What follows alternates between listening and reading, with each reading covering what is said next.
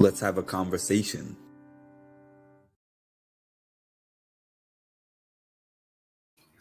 What's happening, y'all? Good evening. I hope everybody is well today. We are Thursday, December 1. That means that 11 full calendar months are in the books, and we have 1 month left in 2022. So, to that, I say number one, time flies. But number two, if you have a goal that you want to accomplish in 2023, don't wait until 2023 to start working towards that goal. Now, I will say this, you don't necessarily have to be going super hard for that goal right now if it's something that you want to start doing in 2023.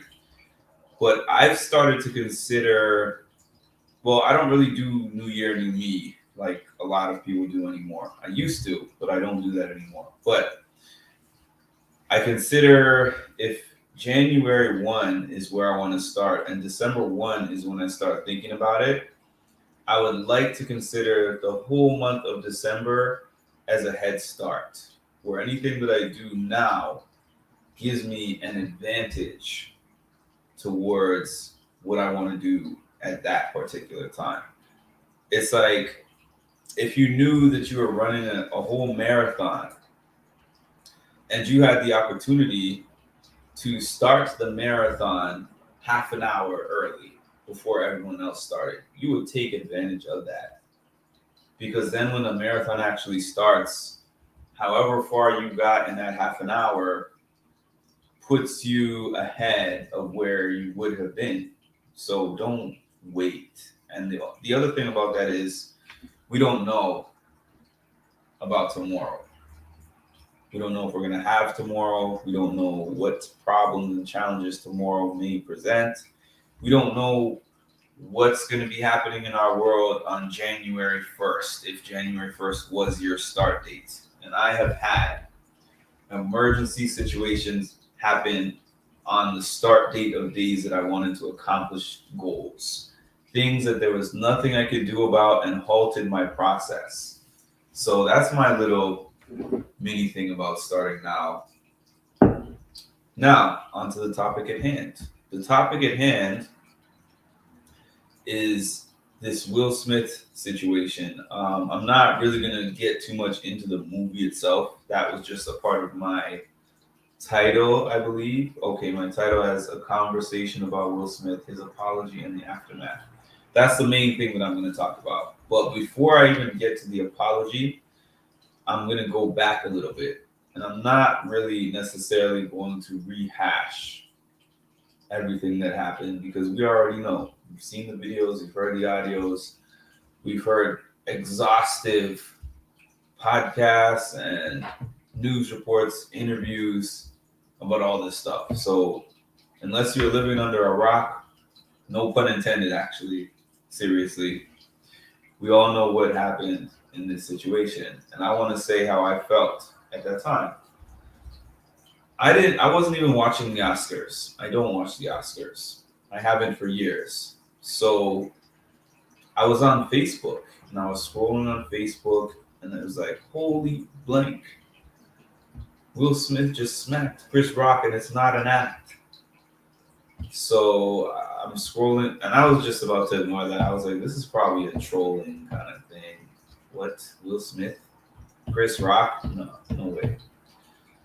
Then I saw it a few more times, which compelled me to hop onto YouTube and see if I could find this. Sure enough, there it was, all over YouTube in all its glory. The first thing that happened was my jaw dropped and hit the floor. Obviously, like most people, watched it back again. Is this serious? Is this real? Is this a skit? Is this a sketch? Nah, this has got to be a sketch. Watched it back a few more times. I'm like, I think this is real. Then I saw a whole bunch of jokes about it. And I laughed at some of those jokes, honestly. But after not even that long, I hadn't even got through the night. I laughed for maybe the first 20 to 30 minutes. Then I thought about the ramifications of the situation. And I'm not even just talking about for Will or Chris. I thought about the optics of two black men on this big Oscar night, which is a night that really does not celebrate black actors and actresses. If you look at the history, there's not really too many of them in the history, historically. I'm just stating facts. And in this moment, Will Smith's choice that he made there now gave them something that they are going to use as endless material, and to be like, these people don't know how to behave. That's why we don't invite them to these types of things, because they just act out. I was thinking of the magnitude of the moment. And even on a micro level, forget about this moment.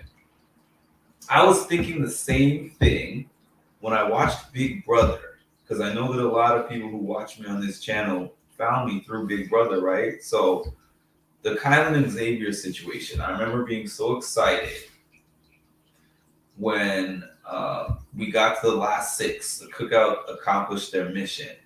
And then when Xavier found his way to get Big D to take that shot and take out Kylan, the way that Kylan reacted, I was like, oh no, this is going to be the viral moment. And then another demonstration of how black men can't work together. Remember, I made a couple of posts, a couple of YouTube posts about black men, imploring black men to work together instead of cutting each other down. It all ties into my feelings about this. So obviously, well, not obviously, because there's mixed bag of feelings about this, but I automatically just felt like this was not the way to handle it. I was not one of those people that said it's just a joke, he had no right to react in any kind of a way. People take things different ways. Not everybody thinks everything is funny. I just obviously more had a problem with his way of how he reacted to that.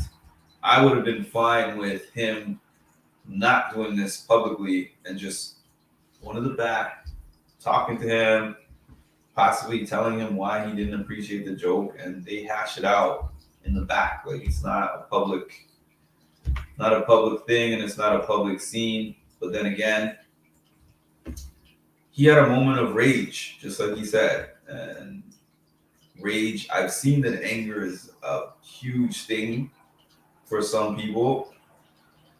I don't know if I've ever really had a moment where anger has taken me to another place to give me like an out of body type of experience, but I have actually seen people who have experienced that, so I admit that's a real thing. Now, getting to the apology that I saw, there was the initial apology. I can't recall it word for word, but I know that he said something to the effect that he's trying to stop hating himself. He's wrong. He's dead wrong. He's tried to apologize to Chris. Chris's people said he's not ready to hear an apology, and we've heard in the media that Chris is not trying to address this now and possibly not ever. I can't say not ever, but at least currently he's not trying to address this. By the way, random, I don't work for them or anything, but shout out to Five Below for this cup. I saw this at Five Below. This cup is dope. Anyway, yeah, as I was saying, there was that initial apology, and it came after Will took a break. I guess he left the country. I think he went to India. I don't know. He might have went elsewhere. Like he was finding himself or something, and then he ended up coming back, recording an apology, putting it out there publicly, saying that he wants to apologize to Chris directly, and Chris is not trying to hear that at this moment. Something I learned from watching Iyanla Fix My Life, because I used to be real big into that. And there was an episode where this guy, or there was one of several episodes, but this is, I think, one of the first ones that I had ever seen, where this guy had, I believe, 22 kids or something like that by 4 or 5 different baby mamas or something. And he went through this process where he had to apologize to all of his kids. And some of them were like, Dad, I've been waiting all my life to hear this apology from you, and I'm ready to maybe build a relationship here with you. And others of his kids were like, F you. Like, you didn't even want to have me. You have not been present in my life. And F your apology. I don't care about your apology, right? And I remember I remember him getting angry and being like, hey, you told me that I should do this and that it was going to work. And she was basically like, I didn't tell you that it was going to work, but I did say it was necessary for you to do this. And now, because you were the one who made those choices and mistakes, they have choices as well, whether they want to forgive you and accept you. And you have to be okay with that. Doesn't mean you have to like it, but it's their choice whether they're going to forgive you or not. And that's kind of the way I see this here, but I'm just tying in some context here to what I'm going to say a little bit later. So I saw that Will Smith's name was popping up a lot, and I was like, oh, what's going on? I guess it's in connection to this movie that he did. I have not seen it yet. I don't know if it's out yet. Hey, Tammy, how you doing? I don't know if the movie is out yet, but anyways,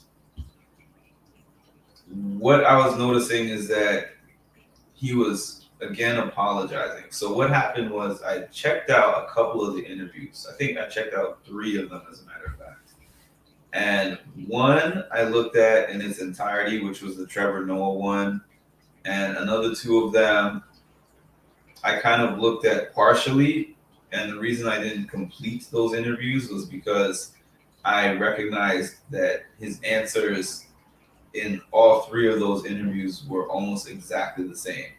So the apology that he gave here was more planned out. And I think that it's weird because when I was looking at some different commentary and reviews, it was like people said that the apology he gave this time was better than the one he gave last time because it was more authentic.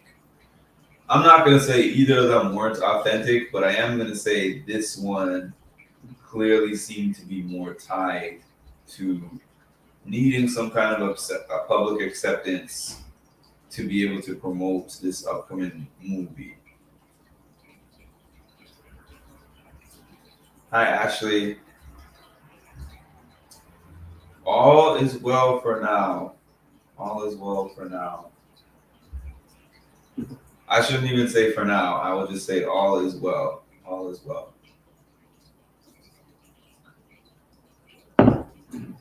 Yeah, so what he was saying in this apology this time around was that his nephew asked him after the show, why did you hit that man? And he said there's no explanation. He said he was going through some things, but he doesn't want to justify those things, justify what he did. He was talking about things that he had put in his book about his dad abusing his mother, and how he felt like a coward for never standing up to his father.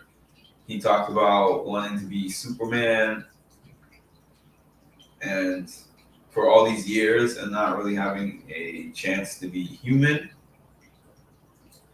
It's tough, man. So now to just kind of get into what I feel as a whole, it's tough because watching this situation play out for me, even though I have no connection to either of them at all, aside from watching them on TV and specials and all that, is like seeing two of my family members or two of my uncles fighting. Because ultimately, I don't feel like they have a legitimate beef. I feel like this situation is very magnified because of the stage that it happened on. Yes, Chris would have been pissed for this to happen at any stage, but especially something like the Oscars, where he was hosting. This happened to him while he was working, and it happened in front of millions and millions of people, and it was shared all over the place. It's a trauma. So Will has trauma from this, and Chris has trauma for this, obviously, for two different reasons. And one caused the other one, but there's two separate sectors of trauma here. So it's a little bit of a sad situation for me too, because I feel like ignoring it in Chris's case does not make it go away for him. And it's tough. It's tough because I'll go back a little bit. I remember watching the Fresh Prince documentary or reunion, the Fresh Prince reunion. And I loved the reunion. And my favorite part of the reunion was Aunt Viv, the original Aunt Viv, coming to the reunion and having her moment where she spoke to Will and told Will about the ramifications that she faced as a Black woman for the reasons that he gave to people as to why she was not on the show, saying she was difficult to work with and she was a headache and all this other stuff, and how it gave her a bad reputation and got her blacklisted. And for years, it was hard for her to get another acting job. And Will saying, I was immature. I shouldn't have done that. I had time to reflect and realize I was wrong. And I should have protected you, especially as a Black queen. And they had a moment. They hugged it out. They cried. Both of them cried. And I was like, this is so powerful to see this demonstration of forgiveness publicly. And this is so big. And I think they even worked with the psychologist and all that. Like, it was such a big moment. So that's why the Chris and Will moment is difficult for me, because Chris doesn't owe us that, and Chris doesn't owe Will that. I just kind of wish that it would happen in terms of them having some kind of rectification or sit down. And I'm not even saying Chris has to ever be this guy's friend again or even like him. Or maybe they weren't even really friends for real, but he doesn't even have to like him. But I would just like to be able to see Will be able to face him again and give him the apology to his face and have Chris give the situation some kind of closure. That's just my personal hope or wish or dream for the situation, because I don't like seeing things end in those kind of ways. The situation was so unnecessary. But in terms of how I feel about the apology, this particular one, I liked the first one. Some people said that the first one was a performance, and I watched it and I'm like, Will has done some very popular movies, and I never saw him like this before. This one genuinely looked like he was ashamed and embarrassed, and it didn't sound or look scripted at all. But like I said, for this particular apology tour that he's been going on, I watched 3 different interviews And he said almost the exact same thing in different ways, in slightly, very slightly different ways in all three of these interviews. So I felt like this was like, I'm going to be asked about this anyways. And his PR team kind of prepped him. His PR team kind of prepped him on an exact kind of script to say, and then to shift focus onto the movie. The interesting thing though was that Trevor Noah's specific one, which is the main one that everyone's talking about. Hi, Shy, by the way. The Trevor Noah one that everyone's talking about, Trevor basically said, you were wrong for doing this, but I don't believe this is you. I just think that this was your worst moment and it was like another person, but it wasn't you. That's what Trevor Noah said that he felt. He said, as a personal friend, I don't know you to be this person that I saw on that night, and it was not your night for whatever reason. Y'all should know by now, I'm a person who is not about burying somebody forever. If they are genuinely sorry for what they've done, if they understand why I was wrong, and if they put in the work to be different or better, I'm for that. I'm for growth. I'm for redemption. I'm for healing. And in most cases, not all, but in most cases, I'm for second chances. So I was always for Will getting a second chance. It just feels like it's hard to just move on from this one without seeing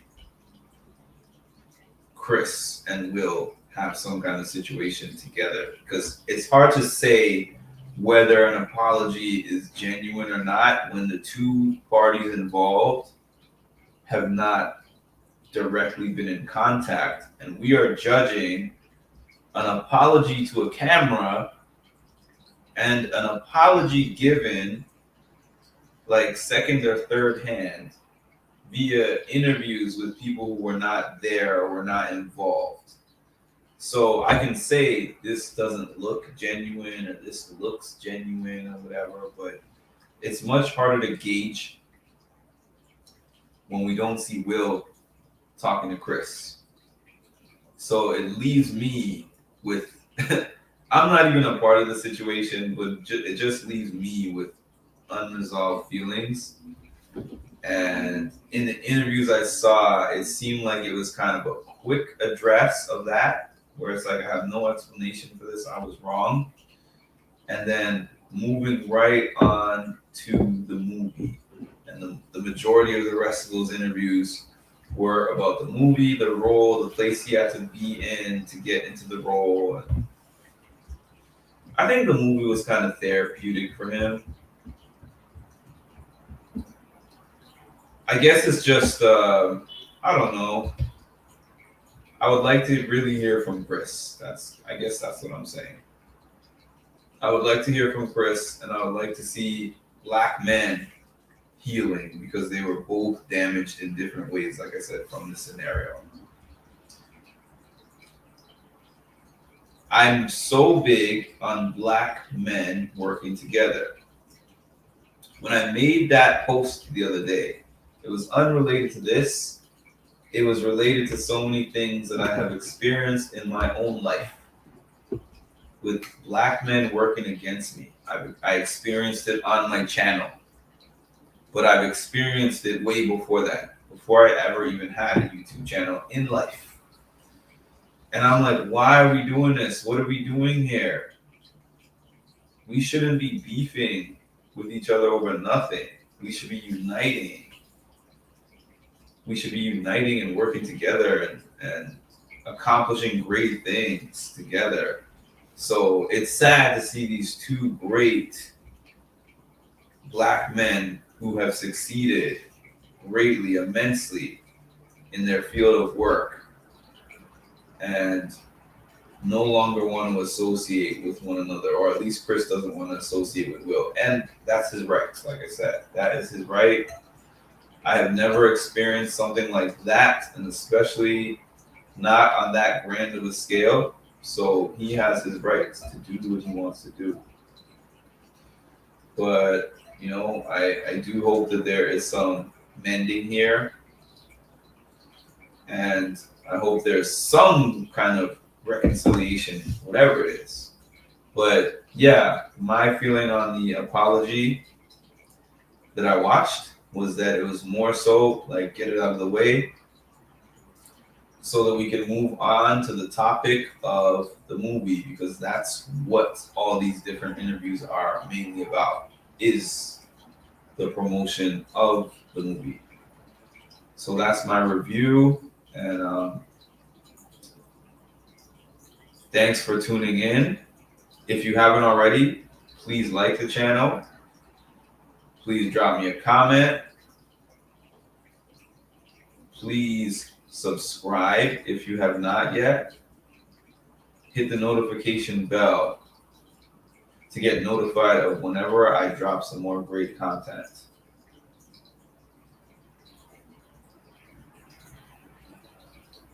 And I look forward to watching and responding to all of your comments regarding this post in the future. And I hope everybody has a wonderful night.